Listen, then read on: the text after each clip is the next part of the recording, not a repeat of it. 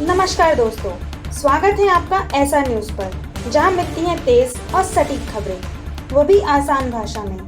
चाहे हो मौसम अपडेट, सरकारी फैसले या फिर वो खबरें जो आप तक नहीं पहुंचती। और अगली वीडियो में आपको मिलेगा आज का राशिफल, ताकि दिन शुरू हो सकारात्मक ऊर्जा के साथ। तो सब्सक्राइब जरूर कीजिए और जुड़े रहिए ऐसा न्यूज के साथ। तो चलिए सबसे पहले जानते हैं आज की हेडलाइंस। सुप्रीम कोर्ट का बड़ा फैसला, दिल्ली एनसीआर से गायब होंगे आवारा कुत्ते। बिहार वोटर लिस्ट पर सुप्रीम कोर्ट का सख्त रुख। 15 अगस्त को नॉन वेज पर रोक नहीं, महाराष्ट्र सरकार का बड़ा बयान। वीर जवान ने दी शहादत। कर्नाटक में मेगा रैली, धर्मस्थल को बदनाम करने वालों के खिलाफ उठेगी आवाज। तो दोस्तों, आज गुरुवार है और तारीख है 14 अगस्त 2025। 14 अगस्त को भाद्रपद कृष्ण पक्ष की षष्ठी तिथि है। तो चलिए शुरुआत करते हैं आज की खबरों से। सुप्रीम कोर्ट का बड़ा फैसला, दिल्ली एनसीआर से गायब होंगे आवारा कुत्ते। सुप्रीम कोर्ट ने दिल्ली एनसीआर के लिए एक बड़ा और सख्त आदेश दिया है। अब सड़कों पर आवारा कुत्ते नहीं दिखेंगे, क्योंकि सभी को शेल्टर होम्स में भेजा जाएगा और दोबारा सड़क पर छोड़ना भी मना होगा। कोर्ट ने साफ कहा कि जो भी इस फैसले में बाधा डालेगा उस पर कड़ी कार्रवाई होगी। प्रशासन खास कैंप लगाकर इन कुत्तों को पकड़ेगा, इलाज करेगा और उनकी देखभाल करेगा। दुनिया के कई देशों में ये समस्या नसबंदी, टीकाकरण, माइक्रोचिप रजिस्ट्रेशन और गोद लेने से हल हुई है। अब देखना है कि क्या भारत भी इस रास्ते पर चलेगा या नहीं, और सड़कों को इंसानों और जानवरों दोनों के लिए सुरक्षित बना पाएगा या नहीं। अगली खबर, जहां दिल्ली आवारा कुत्ता विवाद अब बड़ी बेंच के पास जाएगा, जहां होगी अहम सुनवाई। दिल्ली एनसीआर में आवारा कुत्तों का मुद्दा अब सुप्रीम कोर्ट की बड़ी बेंच के पास पहुंच गया है। 2 जजों की जगह अब 3 जज की पीठ, जस्टिस विक्रम नाथ, जस्टिस संदीप मेहता और जस्टिस NV आचार्य इस मामले की सुनवाई करेंगे। आपको याद दिला दें कि 11 अगस्त को जस्टिस JB पार्डीवाला और जस्टिस R महादेवन की बेंच ने यह आदेश दिया था कि सभी आवारा कुत्तों को शेल्टर होम्स में शिफ्ट किया जाएगा। आज ये मुद्दा मुख्य न्यायाधीश BR गवई के सामने सुबह और शाम दोनों बार उठा और उन्होंने कहा इस पर वे गंभीरता से विचार करेंगे। अब कल की सुनवाई से तय होगा कि आगे इस मामले में क्या दिशा मिलेगी। क्या आप भी इस निर्णय को सपोर्ट करते हैं या नहीं, हमें कमेंट करके जरूर बताइए। अगली खबर में आपको बता दें कि बिहार वोटर लिस्ट पर सुप्रीम कोर्ट का सख्त रुख अपनाया गया है। बिहार की ड्राफ्ट वोटर लिस्ट पर सुप्रीम कोर्ट की कड़ी नजर है। सुनवाई में याचिकाकर्ताओं ने दावा किया है कि करीब 65 लाख लोगों के नाम सूची से गायब हैं। चुनाव आयोग ने सफाई दी, यह सिर्फ ड्राफ्ट लिस्ट है और बूथ लेवल ऑफिसर जल्द ही गलतियां सुधारेंगे। कोर्ट ने साफ किया कि जिनके नाम 2003 की वोटर लिस्ट में थे, उन्हें दस्तावेज दोबारा जमा करने की जरूरत नहीं है। जस्टिस सूर्यकांत ने यह भी बताया कि बिहार में 87% लोगों के पास आधार और वोटर ID है, जो पहचान का संकेत तो देते हैं, लेकिन नागरिकता का अंतिम प्रमाण नहीं है। अब देखना होगा कि ये सुधार कितनी जल्दी पूरे होते हैं। अगली खबर, जहां वोट चोरी पर गरमाई सियासत।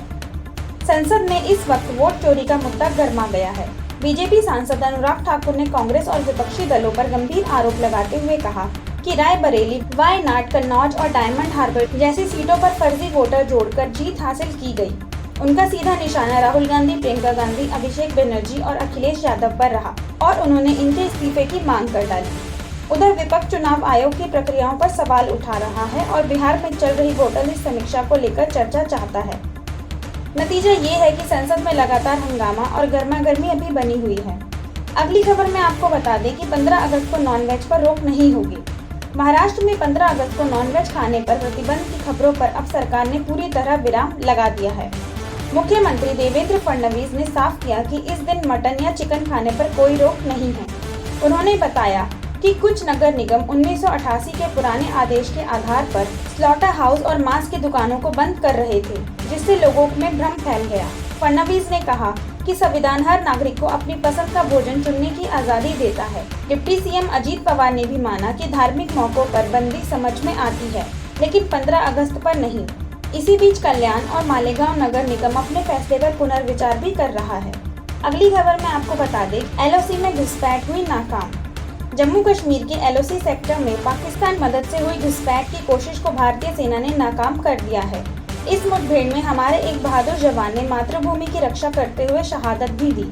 सेना सूत्रों के मुताबिक घुसपैठियों को पाकिस्तानी सेना ने फायरिंग सपोर्ट भी मिला था।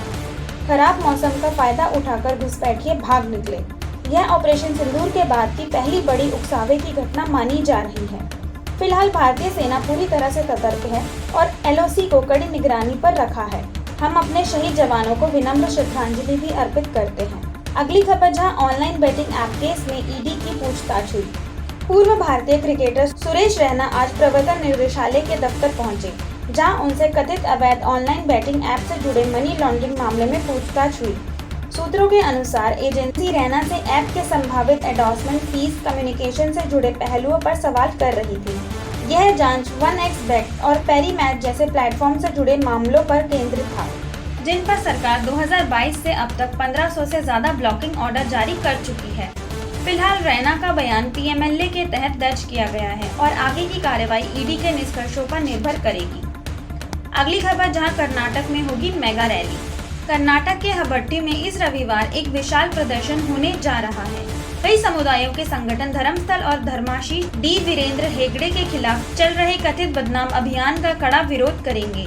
आयोजकों का कहना है कि सोशल मीडिया पर शव दफन जैसी अफवाहों के बाद राज्य सरकार ने एसआईटी बनाई है, जिनकी जांच का वे स्वागत करते हैं, लेकिन मानहानि फैलाने वालों पर स्वतः संज्ञान लेकर सख्त कार्रवाई होनी चाहिए। रैली डॉक्टर भीमराव अंबेडकर की प्रतिमा से शुरू होकर इंदिरा ग्लास हाउस पर सभा में बदलेगी। संदेश साफ है, दोषियों को सजा मिले लेकिन धार्मिक स्थलों की छवि सुरक्षित रहे। अगली खबर में आपको बता दें कि पुणे कोर्ट में राहुल गांधी की सुरक्षा पर हुई बहस। पुणे की अदालत में कांग्रेस नेता राहुल गांधी की सुरक्षा को लेकर नई बहस छिड़ गई है।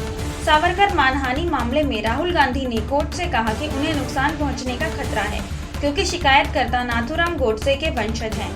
उनकी मांग है कि राज्य उन्हें रोकथाम सुरक्षा दे, जो संवैधानिक जिम्मेदारी है। बचाव पक्ष ने भी कहा, इतिहास खुद को दोहराने नहीं देना चाहिए। वहीं शिकायतकर्ता सत्यकी सावरकर ने इसे सुनवाई टालने की रणनीति बताया। यह मामला 2023 के उस भाषण से जुड़ा है जिसमें राहुल गांधी ने सावरकर पर कथित टिप्पणी की थी। जमानत मिलने के बाद भी यह केस अब राजनीतिक गर्मी बढ़ा रहा है। अगली खबर, जहां रघुराम राजन की चेतावनी। पूर्व आरबीआई गवर्नर रघुराम राजन ने अमेरिका के 50% टैरिफ दबाव को लेकर भारत को सावधान किया है। उनका कहना है कि अगर यह दबाव भारत को रूसी तेल खरीदना बंद करने पर मजबूर करता है तो आर्थिक असर तो सीमित रहेगा, लेकिन राजनीतिक कीमत भारी चुकानी पड़ सकती है। राजन के मुताबिक गैर रूसी तेलों की कीमतें फिलहाल बहुत ज्यादा नहीं हैं, लेकिन यह कदम भारत की विदेश नीति और राजनीतिक समीकरण को प्रभावित कर सकता है।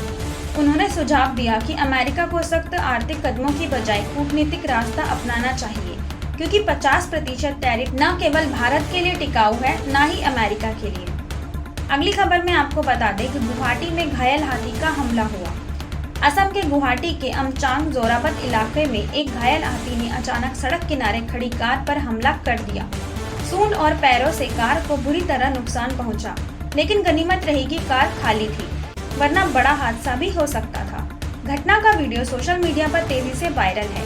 मौके पर भारी भीड़ जुट चुकी है और लोगों ने पूरी घटना भी रिकॉर्ड की।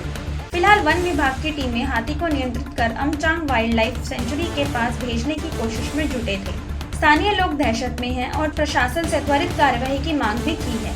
अगली खबर में आपको बता दें कि आईसीआईसीआई का बड़ा फैसला सामने आया है।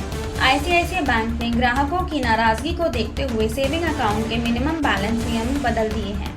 अब मेट्रो और अर्बन शाखाओं में 15,000 रुपए, सेमी अर्बन में 7,500 रुपए और ग्रामीण क्षेत्रों में सिर्फ 2,500 रुपए का बैलेंस रखना होगा। अगर बैलेंस तय सीमा से कम हुआ तो 6% शॉर्टफॉल या अधिकतम 500 रुपए की पेनल्टी लगेगी।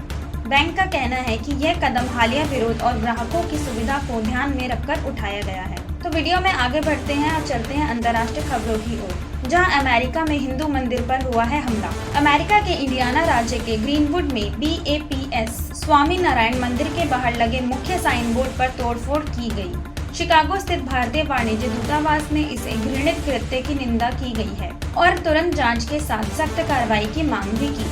कांसुल जनरल ने भक्तों, स्थानीय नेताओं और ग्रीनवुड के मेयर से मुलाकात की, पर एकजुटता और सतर्कता का संदेश भी दिया। गौरतलब है कि करीब 6 महीने पहले कैलिफोर्निया के चिनो हिल्स में भी इसी मंदिर पर हमला हुआ था। समुदाय संगठनों ने नफरत के खिलाफ मजबूती से खड़े रहने का संकल्प लिया है। फिलहाल पुलिस जांच में जुटी है और सुरक्षा को कड़ा कर दिया गया है। अगली खबर चीन से है, जहां चीन के विदेश मंत्री वांग यी का भारत दौरा हुआ है। चीन के विदेश मंत्री वांग यी सोमवार को भारत पहुंचेंगे। जहां वे NSA अजीत डोभाल से विशेष प्रतिनिधि तंत्र के तहत सीमा मुद्दों पर अहम बातचीत करेंगे। दोनों देशों के रिश्तों में सुधार के संकेत मिल रहे हैं। डेप्सांग और डेमकॉक में डिसएंगेजमेंट और पेट्रोलिंग बहाली पर सहमति बन चुकी है। इसी महीने तियानजिन में होने वाले SCO समिट में प्रधानमंत्री नरेंद्र मोदी और राष्ट्रपति शी जिनपिंग की संभावित मुलाकात भी चर्चा में है। वीजा और व्यापारिक संपर्क बहाल हो चुके हैं, साथ ही कैलाश मानसरोवर यात्रा भी शुरू हो चुकी है। संदेश साफ है कि संवाद से ही सीमाओं पर भरोसा लौट सकता है। अगली खबर, जहां इंडस वाटर ट्रीटी पर भारत का कड़ा कदम सामने आया है। पहलगाम आतंकवादी हमले के बाद भारत ने 1960 की इंडस वैली ट्रीटी को अस्थायी तौर पर रोक दिया था, जिससे पाकिस्तान में राजनीतिक और सैन्य हलचल बढ़ गई थी।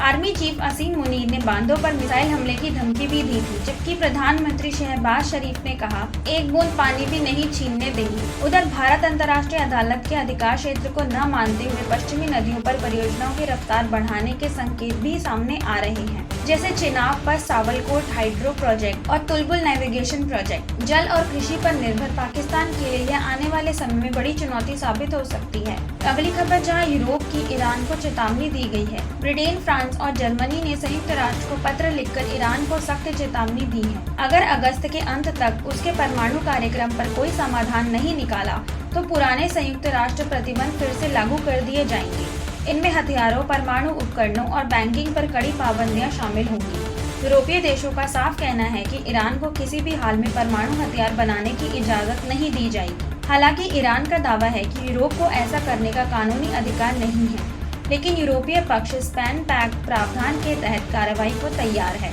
अब सारी निगाहें अगस्त के अंत पर टिकी हैं। अगली खबर गाजा से बता दें कि जहां इजरायली हमले हुए हैं तेज। गाजा में हालात लगातार बिगड़ते जा रही हैं। इजरायली हमले में 65 से 41 फिलिस्तीनी मारे भी गए, जिसमें सबसे ज्यादा उत्तर गाजा के बेइत हनून, बेइत लाहिया और जबालिया इलाके प्रभावित हुए। अस्पताल सूत्रों के मुताबिक गाजा सिटी में भी कई मौतें हुई। यहाँ तक कि मदद लेने पहुँचे लोग भी निशाने पर आ गए। भूख और कुपोषण से बच्चों सहित कई जानें गई और अब भुखमरी से मरने वालों का आंकड़ा 235 पर पहुँच चुका है। जॉर्डन ने ग्रेटर इजराइल बयान की निंदा भी की है। बुनियादी ढांचा तबाह है, हालात बेहद तनावपूर्ण है और अंतर्राष्ट्रीय दबाव भी बढ़ रहा है। वीडियो में आगे बढ़ते हुए चलते हैं मौसम की खबरों की ओर, जहां भारी बारिश से केदारनाथ यात्रा रोकी गई। भारी बारिश ने केदारनाथ यात्रा पर ब्रेक लगा दिया है। सोनप्रयाग में यात्रियों को आगे बढ़ने से रोका गया, जिसके बाद कुछ लोगों ने बैरिकेड तोड़ने की कोशिश की और हालात संभालने के लिए पुलिस को हल्का लाठीचार्ज भी करना पड़ा। पिछले हफ्ते उत्तरकाशी में बादल फटने की घटना के बाद प्रशासन पहले से ही सतर्क है। मौसम विभाग ने देहरादून, टिहरी, पौड़ी, हरिद्वार और नैनीताल सहित कई जिलों में रेड और ऑरेंज अलर्ट भी जारी किया है। भूस्खलन और तेज बारिश का खतरा अभी बना हुआ है। प्रशासन ने लोगों से नदी नालों से दूर रहने और सुरक्षित स्थानों पर शरण लेने की अपील भी की है।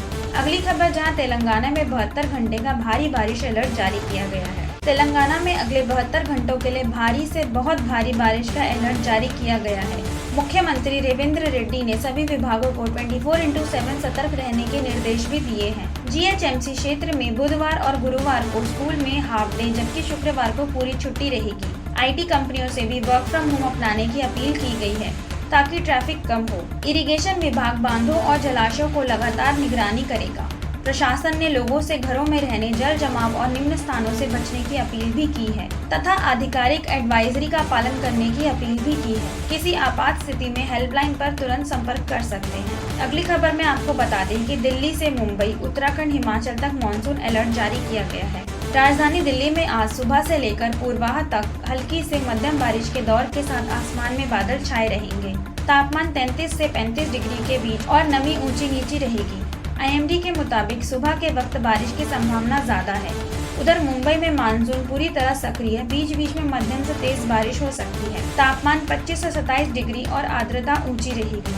14 अगस्त को भारी बारिश के एपिसोड भी संभव हैं। उत्तराखंड में सभी जिलों में हल्की से मध्यम बारिश के साथ कहीं कहीं भारी से बहुत भारी बारिश का अलर्ट भी जारी किया गया है। भूस्खलन और नदियों के उफान से सावधान रहें। हिमाचल में 14 अगस्त के लिए कांगड़ा, कुल्लू, मंडी, शिमला और सिरमौर में ऑरेंज अलर्ट जारी किया है। वहीं बिहार में नदियों का जलस्तर ऊंचा और लगातार बारिश के बीच सतर्कता बेहद जरूरी है। तो ये था मौसम का हाल और यहाँ खबरें समाप्त होती हैं। तो दोस्तों, ये थी आज की सबसे बड़ी खबरें और सबसे अहम खबरें। आपको सबसे ज्यादा कौन सी खबर ने प्रभावित किया, हमें कमेंट करके जरूर बताइए।